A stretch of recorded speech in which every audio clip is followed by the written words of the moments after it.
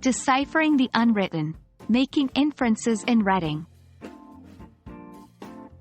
Hello, English learners. Today, we'll delve deep into an essential reading strategy that not only helps in understanding texts better but also assists greatly in exams like TOEFL and IELTS. Making inferences and drawing conclusions. By the end of this video, you'll be a pro at reading between the lines. Making inferences is all about using the information given to make educated guesses about what isn't explicitly stated. In simpler terms, it's about reading between the lines. While a text may not state everything directly, you can use hints and clues from the passage to understand what the author is suggesting.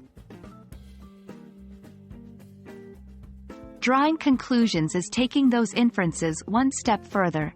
After collecting all the clues and making inferences throughout the passage, you form a final idea or understanding about the overall message or theme. It's like putting together pieces of a puzzle to see the bigger picture. 1. Use background knowledge. Think about what you already know and how it connects to the text. 2. Ask questions. If something isn't clear, ask yourself, why did the author mention this? 3. Look for clues, words, phrases, or sentences that give hints about the unstated message. 4. Trust your gut. Sometimes, the feeling you get from reading is the inference itself. The more you read, the better you'll become at making inferences. It's like a muscle. The more you exercise it, the stronger it gets.